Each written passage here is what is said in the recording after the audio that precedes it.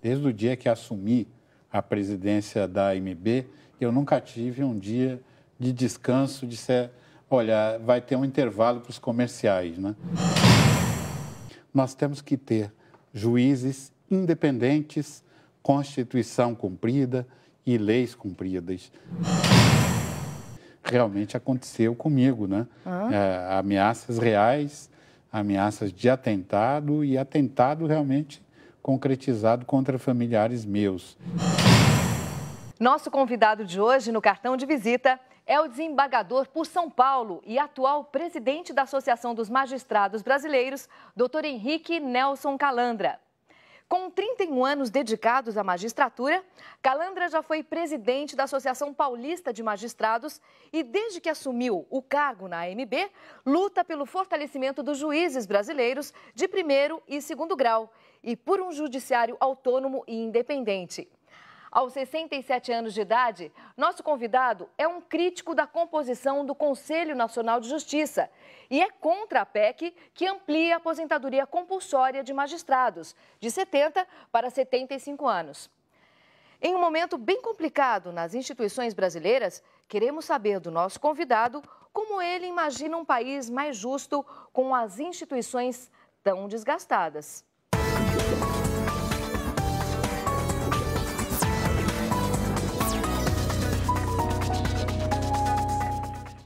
Bem-vindo ao Cartão de Visita, doutora. É um prazer tê-lo aqui com a gente. Eu quero saber como é que foi seu ingresso na magistratura. Na verdade, eu era advogado, fui auditor e tenho uma longa trajetória de trabalho. Esse ano eu completo 55 anos trabalhando. Puxa! Comecei com 12 anos numa indústria metalúrgica. Então, foi toda uma vida de trabalho e há 31 anos dentro do Judiciário Paulista, onde eu ingressei por concurso público. E vim atendendo um chamado vocacional que várias pessoas me diziam que eu tinha que ser juiz, não é? E acabei prestando concurso e vim como um chamado, porque um juiz ganhava naquela ocasião 10 vezes menos do que o meu salário. Então foi como enfrentar um grande desafio.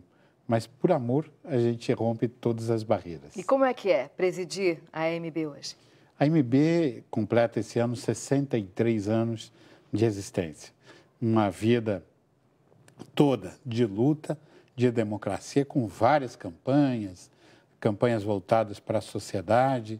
E, no momento, a nossa grande vertente é lutar para que o juiz seja independente. Há até uma passagem bíblica que diz, bendito aquele que tem fome de justiça. E em todo mundo, pessoas têm fome de justiça.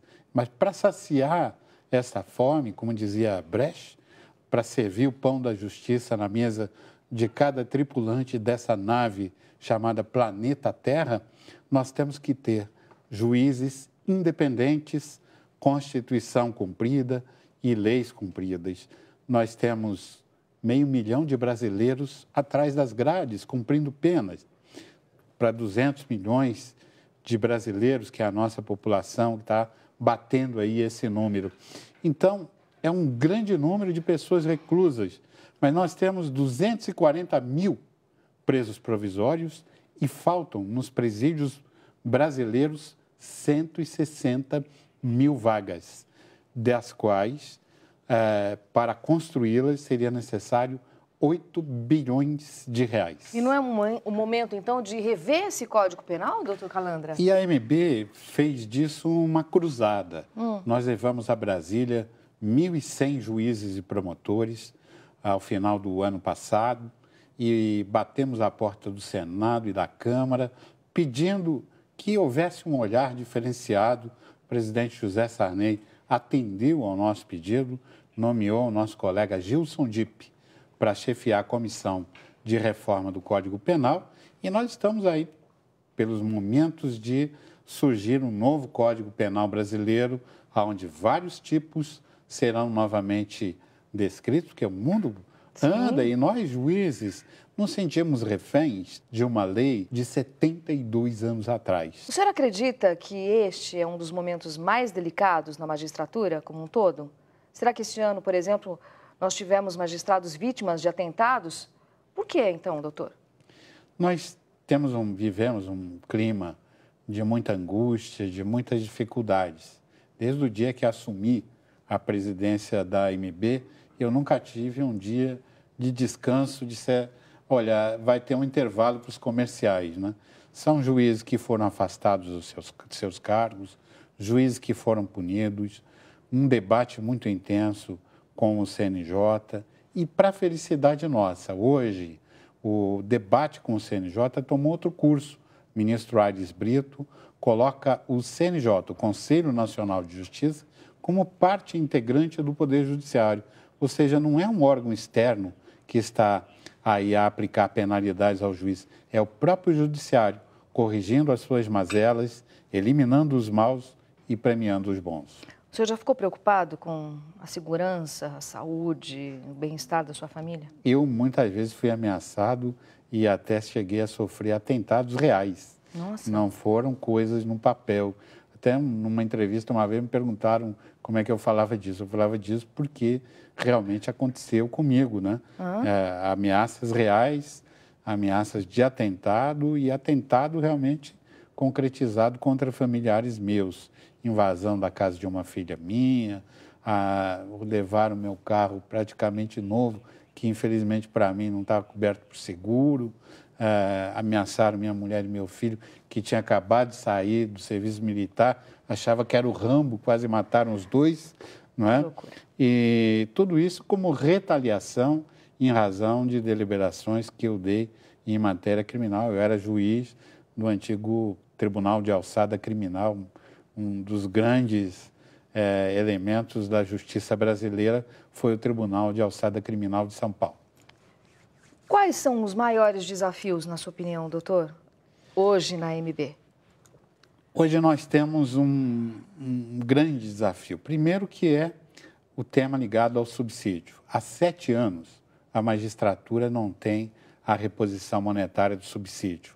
Com isso, nós sofremos perdas salariais que superam mais de 30% do nosso ganho nominal. Então, muita gente pensa que juiz ganha muito, mas quando você tira 50% de impostos e contribuições, você vai verificar que o salário de um ministro do Supremo, que são só 11 que ganham, não é tão grande quanto está dito lá nominalmente, que é pelo valor bruto. E quando você deduz impostos, um ministro do Supremo ganha 14, 15 mil reais por mês, que é um salário relativamente pequeno pelo grau de responsabilidade e tanto de jornada que tem os ministros do Supremo. Só critico quem não conhece. Eu que acompanho de perto a atividade do nosso Supremo Tribunal Federal, com jornadas contínuas, pela manhã e à tarde, várias sessões de julgamento, sessões no Tribunal Superior Eleitoral que acabam pela madrugada. Doutor, como presidente da AMB, é difícil, é triste ver juízes no banco dos réus? É muito triste, mas é uma coisa que nós nos habituamos. Eu integrei o órgão especial do Tribunal de Justiça de São Paulo que julga juízes e promotores, tanto em matéria criminal como juízes em matéria disciplinar. E nós aprendemos, ao longo dos anos, a vacinar o nosso coração com relação à emoção. O nosso julgamento... Como médico, por exemplo. Exato. O nosso julgamento tem que ser técnico.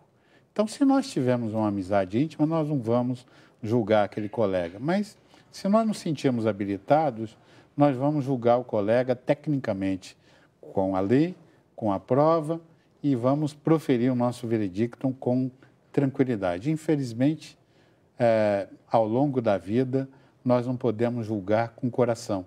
Eu participei de julgamentos criminais onde o promotor chorou, testemunhas choraram, jurados chegaram a chorar. O senhor teve que se segurar. E a gente tem que se segurar. Não é? Não é? E o veredicto tem que ser um veredicto técnico. Nelson Calandra foi um dos nomes cogitados a ocupar uma vaga no Superior Tribunal de Justiça com a aposentadoria do ministro Paulo Galotti em 2010. O senhor ainda pensa em chegar ao cargo de ministro do STJ, doutor? Eu tive essa oportunidade, essa grande honra de poder ser cogitado para ocupar esse cargo, isso é real, mas eu tive que optar entre dirigir a AMB, candidatar a presidente da AMB, e eu optei por disputar uma eleição ao invés de me candidatar a ministro do STJ. Não que eu não gostasse do Superior Tribunal de Justiça, que é um tribunal que eu amo, adoro de paixão, mas eu deliberei que entre atender a um desejo pessoal e ter uma honra de ser ministro dos maiores tribunais do país, eu preferia servir a nossa categoria, servir o juiz, principalmente aquele juiz de primeiro grau, aquele que está começando a carreira, para defender com a minha vida, se preciso for, o direito que cada um desses juízes e juízas brasileiros tem de poder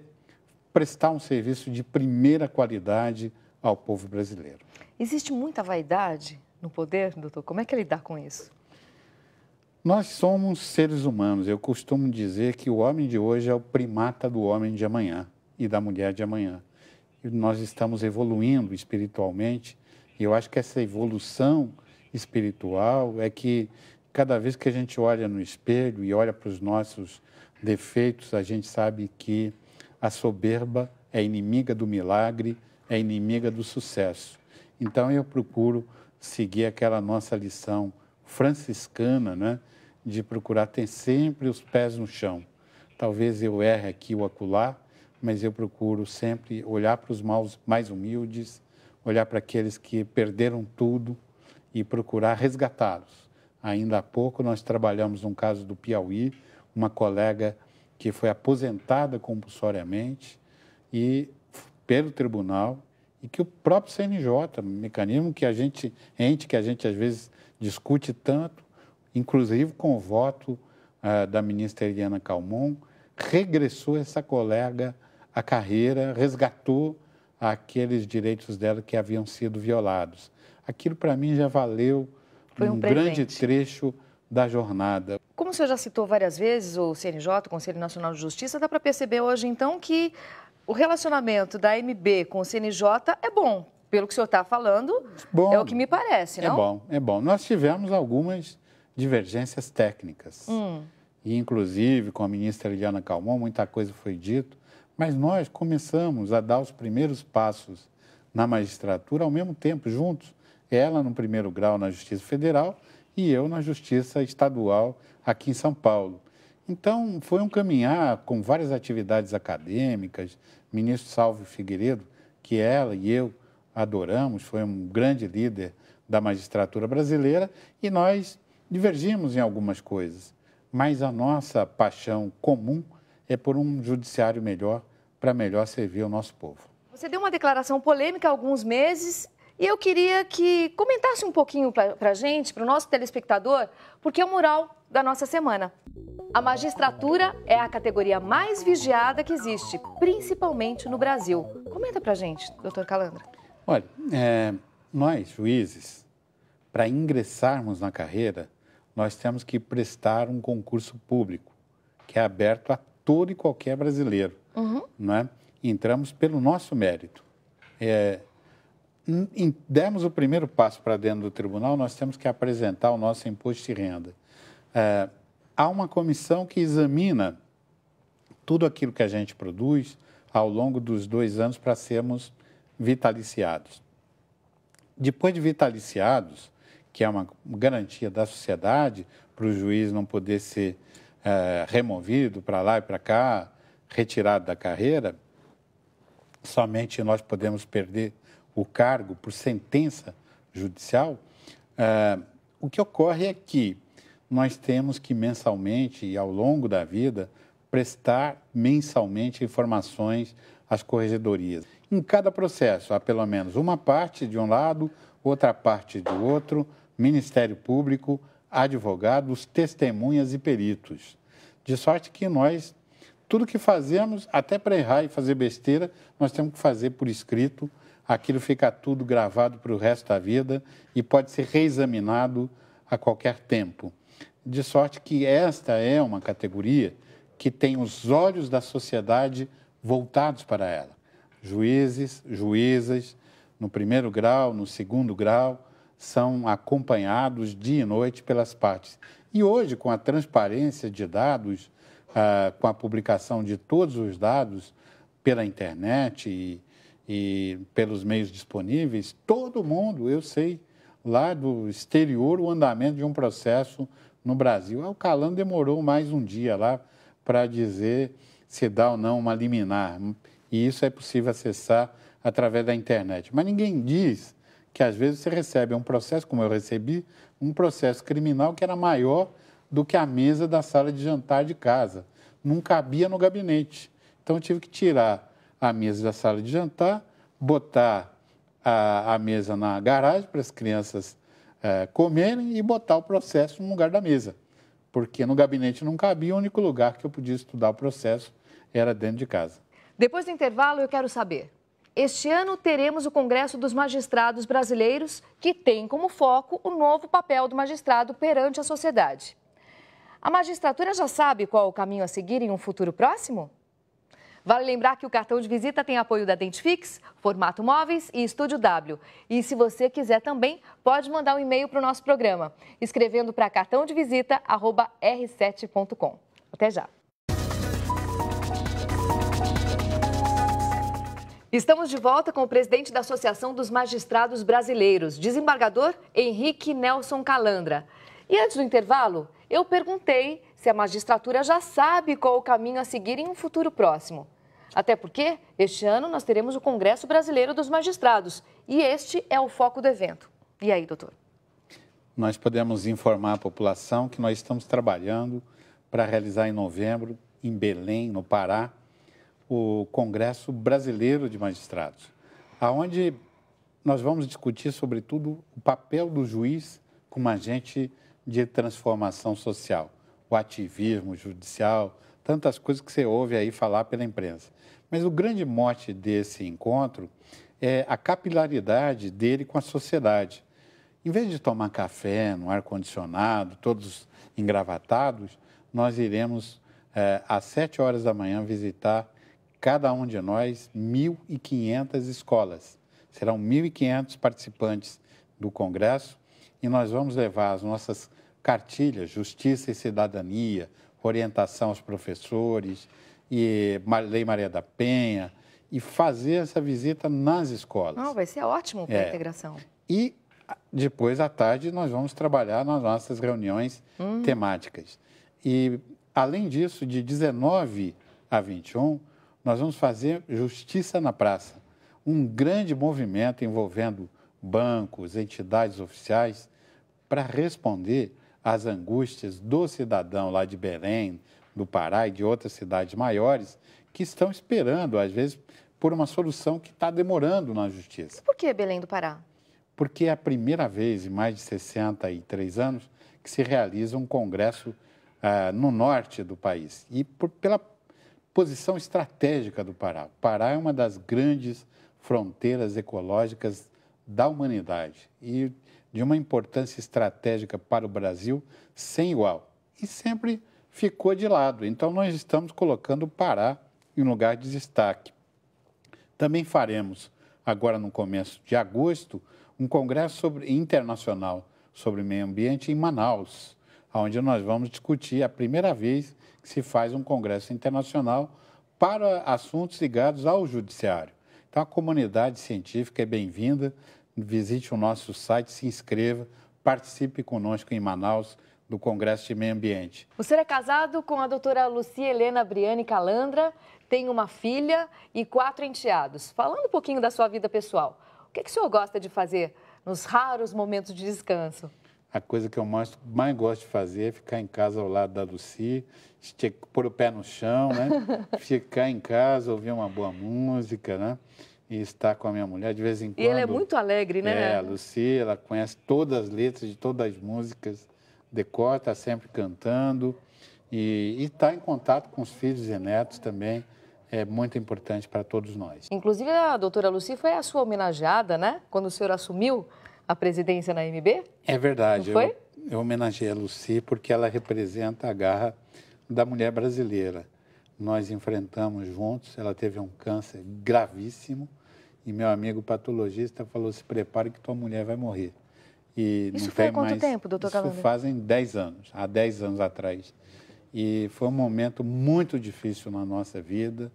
Nós nos agarramos com Deus e um ao outro e conseguimos atravessar esse deserto. E eu queria dizer para vocês que estão nos vendo e ouvindo que o amor é capaz de curar até o incurável, principalmente quando Deus estende a mão para a gente e nos conduz através desse deserto chamado vida humana. O pai e marido, Henrique Nelson Calandra, já teve aquele sentimento de pouca dedicação à família e preocupação em demasia com a profissão? Já teve isso, doutor? Quando foi? Quando passou isso pela sua cabeça? Quando eu olho no espelho, eu vejo que se passaram tantos anos e eu vejo que talvez eu tenha sido o maior preso de todas as penas de prisões que eu já decretei, porque eu passei um grande trecho da minha vida trancado em casa, no escritório, trabalhando, ou dentro do fórum, ou dentro do tribunal, e as crianças cresceram e eu praticamente não percebi isso. O senhor citou no comecinho do programa que começou trabalhando com 12 anos como metalúrgico. É verdade que o senhor também foi ator? Conta um pouquinho isso pra gente, doutor Calandra. E até botaram fogo no teatro, tão ruim que foi. Puxa vida, então tem história para contar. Resuma um pouquinho pra gente. Eu fui ator do Tuca, né? Um ator assim, muito canastrão, né? Que nem falo. E até depois botaram fogo no teatro. Acho que a peça foi ruim demais, né? Mas a crítica até premiou a nossa peça, a nossa montagem. Nós éramos muito jovens e achávamos que podíamos mudar o mundo, né? Através do teatro. E foi um movimento muito importante no Tuca, né? Porque somava a USP, a Largo São Francisco, com a PUC. Porque a arte é uma coisa que não tem nem fronteiras, nem bandeiras, não é? Então, nós nos juntávamos todos naquela esperança de construir, através do movimento teatral, uma nova expressão, mudar o mundo, né? Libertar o Brasil, que vivia num regime autoritário até então. E na sua carreira? Já que o senhor comentou que colocaram fogo no teatro, né? Eu quero saber o caso mais bizarro na sua carreira, em todos esses anos. O senhor se lembra de algum? Lembro de duas coisas importantíssimas. Eu era advogado e muito novinho, né? Eu usava cabelo escovinha e cheguei para defender uma causa muito complexa, né? E o advogado da outra parte, um grande professor, virou para mim, virou para o juiz e falou: o senhor acha que foi meu calouro na São Francisco? Aí virou para mim e falou: esse menino, acho que não estava na cabeça do pai dele, eu já era professor. E acabou perdendo a causa. E aí meu colega mais velho cumprimentou ele: ô professor, muito obrigado, o senhor deu uma grande aula hoje para nós. O que eu ensinei para vocês hoje? O senhor ensinou que o tempo não faz sábios, só velhos, porque o meu colega, que não estava nem na cabeça do pai dele, ganhou o processo do senhor. Essa foi muito boa. E a outra? E um outro caso de um estelionatário, né? Foi meu primeiro interrogatório como juiz. E cheguei para interrogar o estelionatário, ele simulou um ataque epilético, né? Se jogava no chão, babava. E eu pus a mão na cabeça, eu muito novo, né? Ainda muito novo, não tinha cabelo branco, cara de menino, a ponto de, num filme proibido, me pedirem documento. E aí ele fez aquele teatro todo, e eu pondo a mão na cabeça, aí falei para ele: bom, o senhor é doente mental? Sou, sim, senhor. Aí sentou na cadeira. Falei: já que o senhor está dizendo, posso escrever que o senhor é doente mental e recuperável? Pode, sim, senhor, doutor. Aí falei para o Joãozinho, que era o meu escrevente. Falei: João, então registra aí que ele é doente mental e recuperável. Eu vou internar ele para o resto da vida no manicômio judiciário. O estelionatário, que tinha dado um cheque sem fundo, a pena era 10 centavos, deu um pulo na cadeira e falou: doutor, bem que falava que o senhor era milagroso. E antes do senhor chegar aqui, o senhor acabou de me curar. Pode perguntar o que quiser. Eu acho que esse foi um caso muito pitoresco na minha vida de juiz. Tem outro. O senhor e a AMB apoiam curso para pais adotivos. Qual é a importância do curso, da preparação dos pais adotivos? Eu acho que a adoção, e eu falo porque sou praticamente pai adotivo de todos os filhos que conviveram comigo, que são filhos da minha mulher. Tenho pai biológico muito interessado, mas você acaba fazendo uma adoção de coração, né? Eu digo que a pessoa tem que ter uma preparação para se envolver com a adoção. A adoção não tem que ter carimbo de sexo, de cor, de idade, ela tem que brotar no coração de cada um deles. E lá em casa nós temos um filho adotivo que é mais do que filho biológico, que foi adotado pela minha mulher quando ainda não era casada comigo, e é uma pessoa que eu tenho uma ligação, um carinho, como se fosse meu filho biológico. Então, acho que tudo isso tem que ser discutido e debatido. Nós temos que aprender a conviver, que um filho, e eu respondi outro dia uma pergunta num programa de alguém que queria quebrar o vínculo com o filho, eu falei, um filho é um presente que Deus dá na vida de poucos de nós. E quem tem esse presente tem que ficar reconhecido a Deus e amar esse filho incondicionalmente. Nome dos seus filhos? Tem a Daniela, que é filha biológica, Sim. do meu primeiro casamento, a Vanessa, a Amanda, o Tiago e o Jorginho. E o Jorginho. Então, são 3 meninas e 2 meninos. 5. 5 filhos, hein? E o futuro? O senhor se preocupa com o futuro deles? Eu acho que o futuro é um futuro que a gente enxerga muitos conflitos, mas com uma grande esperança, porque nós encontramos nos olhos da juventude a renovação, a certeza de que nós teremos alguém que irá nos suceder. Ainda há pouco tempo encontrei vários juízes muito jovens, encontro com a comunidade acadêmica, muitas vezes vou a faculdades, para cá, para lá, e eu vejo que a misericórdia de Deus é maior do que todos os nossos defeitos. Então, a humanidade vai atravessar esse mar de dificuldades e chegar a um final muito feliz, que não será final, será o começo de uma nova era. Eu vou aproveitar essas belas palavras para perguntar para quem o senhor entrega o seu cartão de visita. Uma forma de homenagear alguém. Eu entrego o meu cartão de visita à minha mulher, Lucy, que é uma pessoa extremamente companheira, e se eu pudesse dividir pela metade, entregaria a outra metade para minha mãe, Amélia Calandra, que tudo me ensinou e me acompanhou agora do alto dos seus 92 anos de vida. 31 anos dedicados à profissão e uma vida repleta de casos marcantes. Calandra é ex-metalúrgico, ex-ator dedicado ao campo de direito e hoje preside a Associação dos Magistrados Brasileiros. Um pai de família apaixonado pela mãe e pela mulher e preocupado não só com os seus, mas também com o futuro dos novos brasileirinhos, principalmente aqueles adotados por algumas famílias. Ser desembargador em um país como o nosso e presidir uma associação de magistrados em um momento em que diversos pares são ameaçados de morte, não deve ser tarefa fácil, não. Com larga experiência em direito penal, o Dr. Henrique Nelson Calandra é um homem extremamente inteligente, bem-humorado e corajoso ao tocar em assuntos polêmicos. E é para ele que eu entrego o meu cartão de visita de hoje. E eu queria a sua permissão para brindar a vida com essa água que é o símbolo do futuro do planeta. Record News, jornalismo 24 horas de plantão.